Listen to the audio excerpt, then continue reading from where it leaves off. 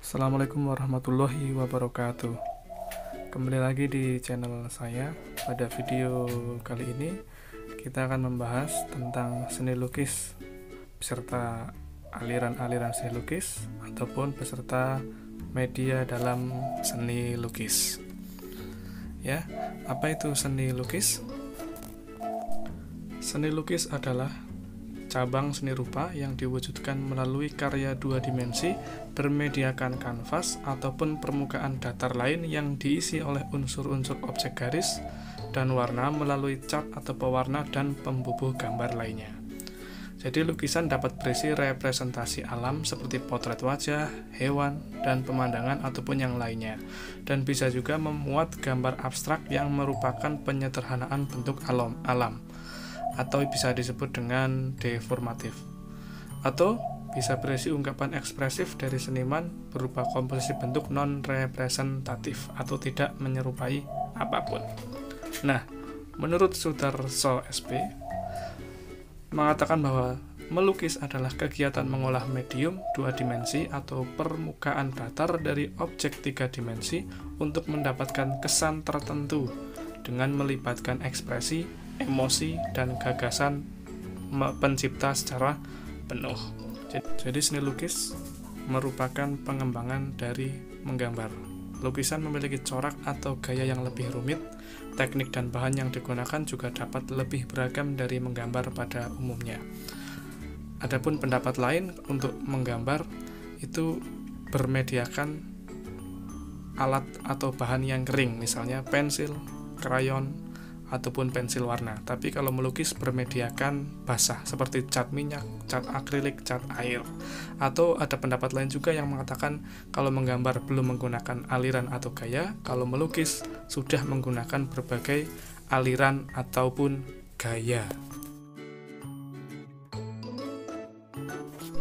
Nah, kita lanjut ke aliran seni lukis. Seperti yang telah diutarakan sebelumnya, lukisan memiliki ciri khas tema teknik yang biasa disebut dengan gaya atau aliran.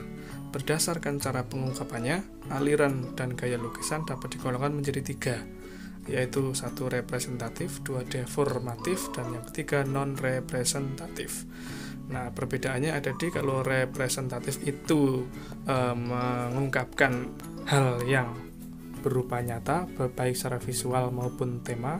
Kalau deformatif itu sedikit merubah bentuk asli objek, tapi tanpa meninggalkan ciri khas dari objek tersebut.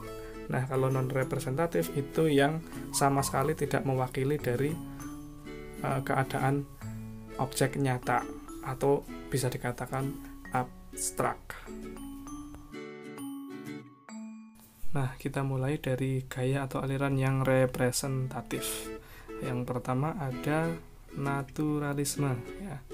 Naturalisme adalah aliran seni rupa yang menggambarkan keadaan alam, melukiskan segala sesuatu sepersis mungkin dengan keadaan nyata, seteliti mungkin, sehingga diperlukan kemampuan yang terlatih untuk mewujudkan karyanya.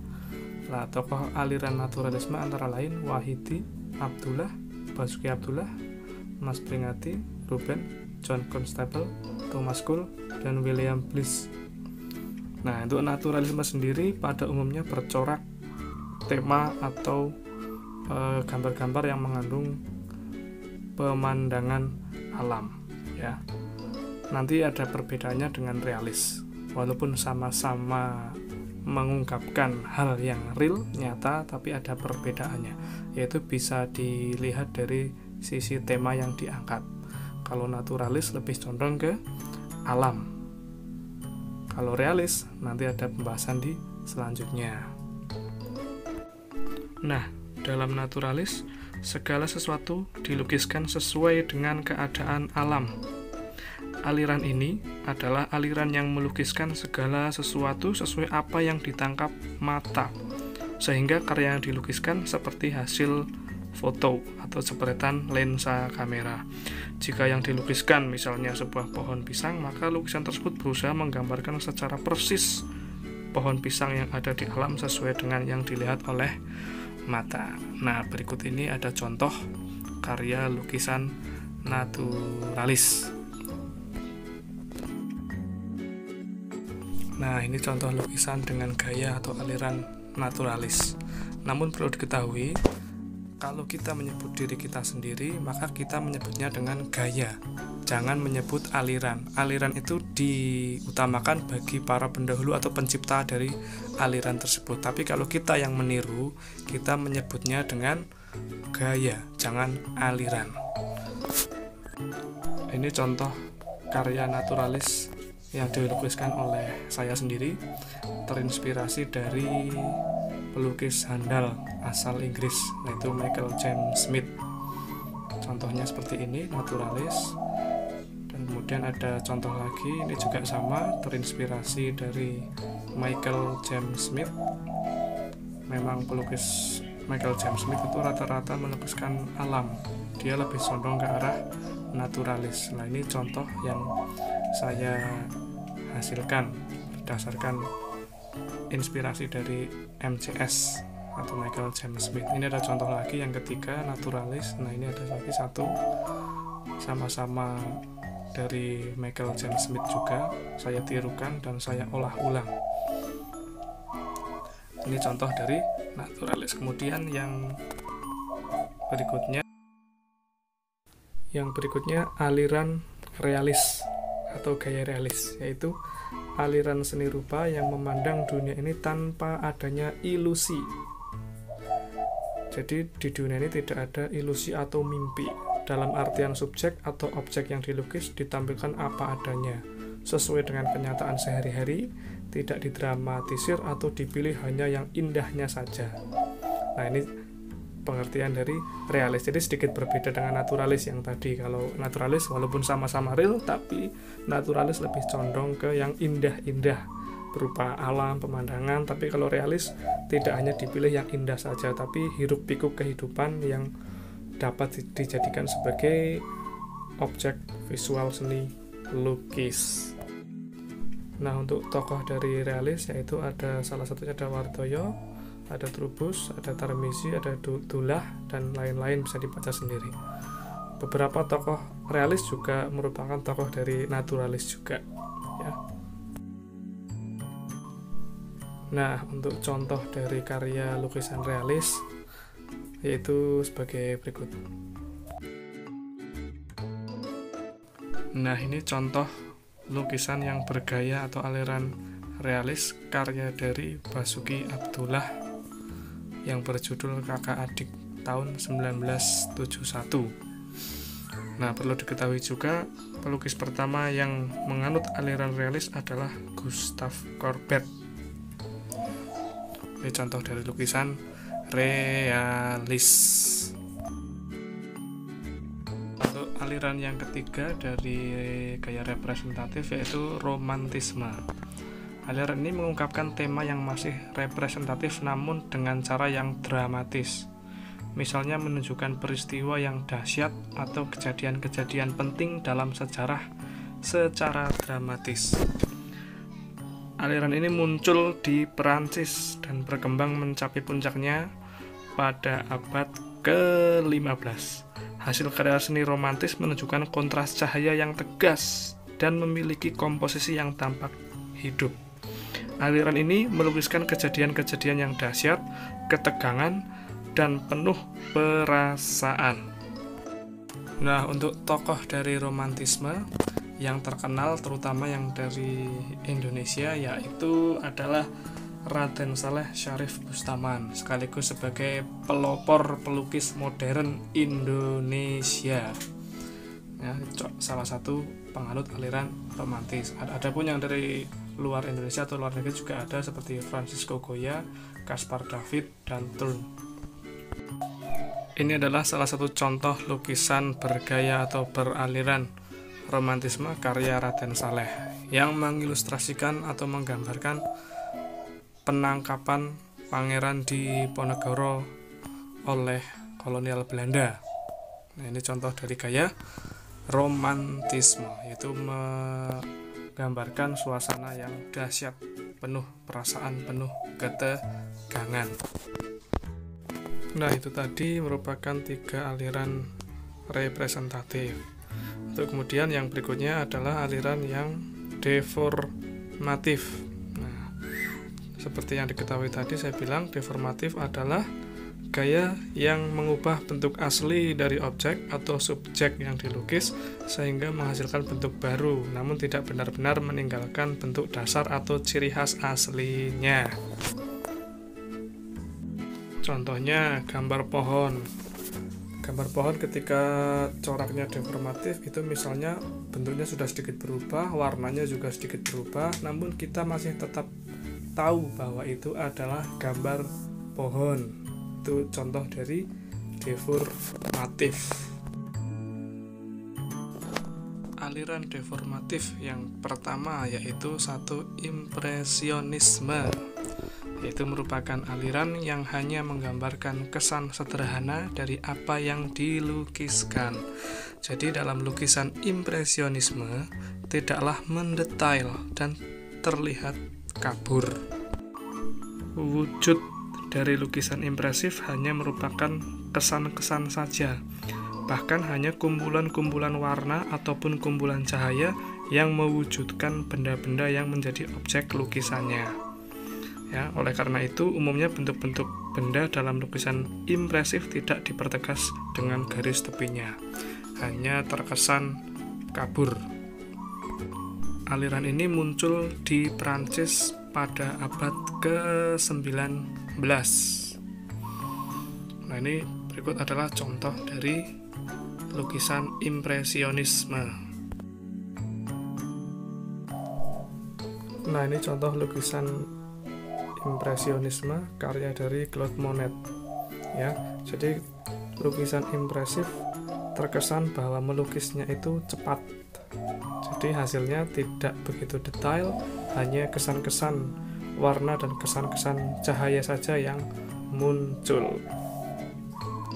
Aliran yang kedua dari deformatif yaitu surrealisme, yaitu aliran seni rupa atau seni lukis yang mengubah sesuatu yang nyata menjadi tampak tidak nyata, seperti menggambarkan manusia yang melayang, sehingga gambar yang terdapat dalam lukisan tampak seperti pada mimpi. Nah, dalam pembuatan karyanya, kaum surrealis banyak dipengaruhi oleh teori-teori psikologis dan unsur jiwanya. Mereka berusaha sebebas-bebasnya untuk menampilkan bentuk realistis, namun berada pada alam mimpi atau hayalan. Karya surrealis cenderung melebih-lebihkan dari keadaan realistis dan tidak ada batasannya. Nah, salah satu tokoh yang paling terkenal yaitu dari surrealis adalah Salvador Dali. Ini adalah contoh karya surrealis, karya Salvador Dali.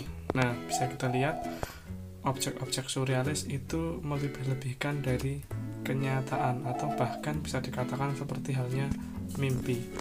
Contohnya seperti di gambar, yaitu gambar jam yang aslinya benda padat, tapi seolah benda padat itu dapat meleleh. Nah, ini contoh dari objek-objek dari surrealisme. Ya. Aliran dari deformatif yaitu kubisme. Kubisme merupakan aliran seni rupa yang menyederhanakan objek nyata menjadi kekubus-kubusan atau bidang segi empat atau objek geometris lainnya. Aliran ini lahir di Paris tahun 1906 yang dipelopori oleh Pablo Picasso. Terdapat dua tipe kubisme, yaitu kubisme analitik dan kubisme sintetik. Ini adalah dua cara yang berbeda dalam melukiskan objek. Yang pertama, dalam pemisahan objek atau analisis. Yang kedua, berdasarkan berbagai unsur sehingga menghasilkan bentuk baru atau sintesis. Nah, ini adalah contoh karya kubisme dari Pablo Picasso. Objek-objek dari kubisme seperti yang saya jelaskan tadi terkesan lurus atau ke kubus-kubusan atau ke persegi-persegian. Ini contohnya. Untuk selanjutnya, aliran yang berikutnya yaitu ekspresionisme. Merupakan aliran seni rupa atau seni lukis yang menonjolkan ungkapan dari dalam jiwa. Ekspresionisme lebih mementingkan ekspresi individu seniman dibandingkan dengan peniruan alam. Yang mengembangkan aliran ini adalah Vincent van Gogh yang paling terkenal. yang dianggap sebagai bapak ekspresionisme. Dan sedangkan yang di Indonesia, tokoh yang menggunakan aliran ini yang terkenal adalah Affandi. Ekspresionisme merupakan reaksi dari aliran seni lukis impresif atau impresionisme. Ekspresionisme adalah suatu aliran yang berusaha untuk melukiskan aktualitas yang sudah didistorsikan ke arah suasana seperti kesedihan, kekerasan, ataupun tekanan batin yang berat. Ini contoh karya dari ekspresionisme, ya, merupakan karya dari Vincent van Gogh yang saya pikir ini semuanya pasti tahu. Ini soalnya sangat terkenal, yaitu lukisan yang berjudul Starry Night, karya Vincent van Gogh. Untuk yang selanjutnya yaitu Fauvisme. Mungkin bagi yang awam atau pemula agak asing mendengar kata Fauvisme. Aliran ini merupakan aliran yang memberi kebebasan dalam berekspresi serta menjadikan banyak objek. Aliran Fauvis ini tidaklah berumur panjang, tetapi memiliki andil yang cukup karena sebagai unsur pembebas dalam perkembangan seni rupa modern. Lukisan-lukisan kaum Fauvis terasa sangat bebas, baik dalam hal bentuk maupun warnanya, terutama untuk ukuran pada masa waktu itu. Sebagai contoh, pohon bisa saja berwarna merah ataupun biru, demikian pula masa daunnya. Nah, ini contoh-contoh kebebasan yang ada pada aliran Fauvis. Nah, pelopor Fauvis yaitu yang sangat terkenal adalah Henri Matisse. Nah, ini adalah contoh karya Fauvisme. Bisa kita lihat bahwa warnanya terkesan sangat bebas dan tidak ditentukan. Yang selanjutnya adalah Futurisme, Future. Aliran ini adalah aliran yang mengutamakan adanya gerak dan kecepatan yang tampak pada karyanya. Futurisme berkembang di Italia pada tahun 1908. Nah, saat itu terjadi pendobrakan atas aliran kubisme yang dianggap statis dalam hal komposisi, garis, dan pewarnaan. Ini adalah contoh lukisan futurisme. Jadi dalam lukisan ini terkesan lebih dinamis daripada kubisme, lebih terkesan bergerak cepat. Selanjutnya yaitu aliran Dadaisme. Aliran ini muncul di Jerman dan berlangsung cukup singkat, yakni sekitar tahun 1916 sampai 1923. Aliran ini adalah sikap nihilistik, menolak semua hukum-hukum seni dan keindahan yang sudah ada, sebagai protes terhadap nilai-nilai sosial yang menjadi runyam dengan berkecamuknya Perang Dunia I. Inilah Dadaisme. Ini adalah contoh lukisan beraliran Dadaisme. Itu tadi aliran atau gaya dari deformatif. Untuk yang berikutnya yaitu yang non-representatif. Non-representatif yaitu gaya yang tidak mempresentasikan sesuatu yang merupakan kebalikan dari representatif. Bentuk dasar dari gaya ini sudah meninggalkan bentuk aslinya atau tidak menirukan alam sama sekali.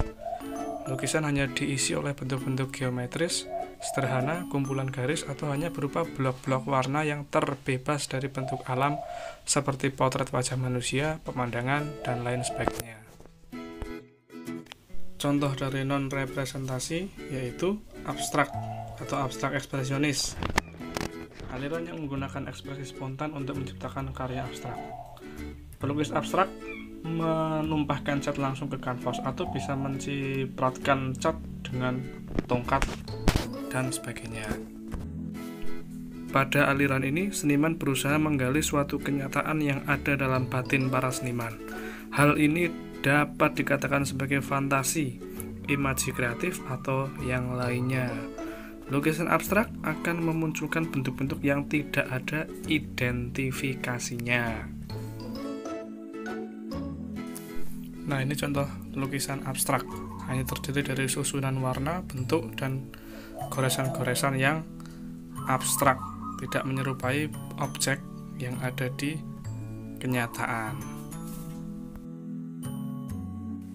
Nah, kemudian untuk membuat tema lukis secara umum dapat dikatakan terdapat 6 tema dalam seni lukis, yaitu yang pertama hubungan antara manusia dengan dirinya, yang kedua hubungan antara manusia dengan manusia lain, yang ketiga hubungan antara manusia dengan alam sekitarnya, yang keempat hubungan antara manusia dengan benda, kelima hubungan antara manusia dengan aktivitasnya, dan yang terakhir hubungan antara manusia dengan alam hayal. Nah, dari keenam tema tersebut, itu merupakan hal-hal yang sering dijadikan sebuah tema dalam melukis. Itu yang paling umum, dibagi menjadi 6 bagian atau 6 tema. Nah, untuk selanjutnya yaitu alat dan bahan untuk membuat seni lukis, atau bisa dikatakan dengan media seni lukis. Untuk yang pertama yaitu dari alat ada kuas. Nah, kuas di sini dibagi menjadi beberapa bentuk atau jenis, dan pastinya kuas di sini memiliki fungsi yang berbeda-beda. Nah, namun paling tidak kita harus memiliki ada paling tidak 3 kuas dasar, yaitu pertama yang kuas lancip untuk membuat detail, yang kedua kuas lebar yang ujungnya rata untuk membuat blok yang lebar juga pastinya, dan yang ketiga kuas-kuas yang untuk bagian tekstur, itu yang ujungnya agak tumpul, atau bisa memiliki yang kuas yang agak seperti sapu. Kemudian yang kedua, alat yang berikutnya yaitu palet. Ya, palet itu adalah tempat untuk menuangkan ataupun mencampur cat, atau tempat untuk menyiapkan cat sebelum diaplikasikan ke kanvas. Nah, palet yang bagus itu palet yang bersifat licin karena tidak menyerap minyak ataupun menyerap air. Itu palet. Alat yang berikutnya yaitu pisau palet. Pisau palet sebenarnya berfungsi untuk mengaduk cat minyak di atas palet agar didapat komposisi warna yang rata, mengkilat, dan maksimal.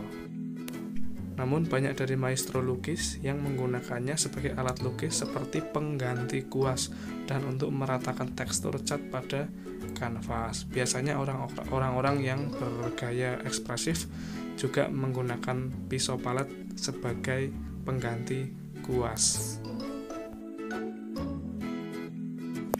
Kemudian alat yang berikutnya yaitu easel atau stand lukis. Easel adalah papan untuk menjepit kanvas. Papan ini memiliki kaki dan berdiri agak miring serta dapat di-setel naik turun. Sebenarnya papan ini juga tidak terlalu penting. Maksudnya kalaupun kita tidak punya pun tidak masalah, asalkan kanvas bisa berdiri tegak dan bisa dilukis tanpa kanvas tersebut bergerak. Nah, itu tadi alat untuk melukis. Kemudian yang berikutnya adalah bahan-bahan untuk melukis. Yang pertama ada cat minyak, yang kedua ada cat air, yang ketiga cat poster, ada cat akrilik, terus ada cat tekstil, dan ada tinta bak. Nah, mengenai deskripsinya yaitu cat minyak itu cat yang dicampur dengan minyak sebagai pengikat pigmen warna atau pelarut dari minyaknya, pelarut dari catnya tersebut. Nah, untuk kelebihan dari cat minyak biasanya tahan lama, warna lebih mengkilap, namun kekurangannya yaitu keringnya cukup lama, bahkan sampai 2 hari biasanya belum kering. Namun enak untuk melukis. Cat minyak itu cat yang paling enak untuk melukis menurut saya, karena gampang dicampur, gampang untuk melakukan gradasi, dan pastinya dia bisa menutup cat yang salah. Maksudnya kalau kita mengecat warna salah, kita dengan mudah bisa menutup asal sudah kering. Itu cat minyak. Yang kedua ada cat air. Cat air adalah cat yang menggunakan pelarut air untuk melarutkan pigmen warna yang ada di dalamnya. Cat ini bersifat transparan dan cenderung pudar. Cat ini tidak berbau menyengat seperti halnya cat minyak. Namun karena cat ini pelarutnya menggunakan air, maka mudah sekali jika cat ini luntur jika terkena cipratan air. Makanya untuk keawetannya lebih kuat cat minyak daripada cat air. Dan untuk cat air itu biasanya harus sekali 2 kali gores, jangan berulang-ulang terus-menerus karena akan menjadikan kertasnya itu rusak atau melengkung. Yang berikutnya cat poster. Cat poster adalah cat yang berbahan dasar air juga. Dalam penggunaannya bisa dilarutkan dengan air terlebih dahulu atau bisa juga tanpa pelarut air. Media untuk melukis dengan cat ini adalah kertas. Cat ini memiliki pigmen warna yang lebih pekat dari cat air dan bersifat melapisi dengan penggunaan yang kental. Jadi walaupun sama-sama berbahan air, tapi sifatnya berbeda dengan cat air. Justru cat poster lebih seperti cat minyak dari segi sifat dan karakternya, walaupun tidak semengkilap cat minyak, namun sama-sama bisa melapisi atau menutup cat. Itu cat poster. Kemudian yang keempat ada cat akrilik. Cat ini berbentuk serbuk atau pasta. Cat akrilik terbuat dari campuran bahan sintetis seperti resin dan polivinil yang cepat kering. Bahan ini umumnya bersifat lembut dan kaku. Cat ini cepat kering meskipun dicampur dengan air atau gel dan bersifat mudah menutup, sama halnya cat minyak. Media lukis untuk cat ini adalah dinding, tembok, atau batu, kayu, dan yang lain-lain. Kertas pun juga bisa, kanvas pun juga dia bisa. Kemudian yang berikutnya ada cat tekstil. Cat tekstil adalah cat yang juga berbahan dasar air. Cat ini biasa digunakan untuk melukis di atas media kain, baju, sepatu, ataupun tas yang kemudian harus disetrika setelah kering. Kemudian yang terakhir ada tinta bak atau tinta Cina. Tinta Cina biasa digunakan untuk membuat karya tulis atau kaligrafi. Nah, pada umumnya tinta Cina dibagi menjadi 2 bentuk, yaitu padat dan cair. Tinta padat harus diencerkan dengan air terlebih dahulu sebelum digunakan. Lalu tinta cair sifatnya itu hampir mirip dengan cat air.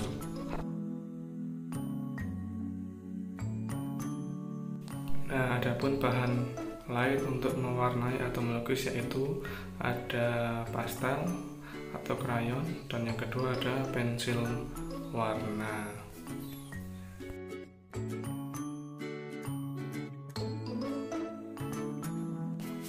Nah, ini adalah gambar dari cat yang sudah saya jelaskan tadi, yaitu cat minyak, cat akrilik, cat air, cat poster, cat tekstil, dan tinta bak. Nah, itu tadi ulasan singkat mengenai seni lukis, aliran-aliran seni lukis atau gaya seni lukis, beserta alat dan bahan untuk melukis. Mengenai penjelasan-penjelasan lain akan dijelaskan pada video selanjutnya. Terima kasih, semoga bermanfaat.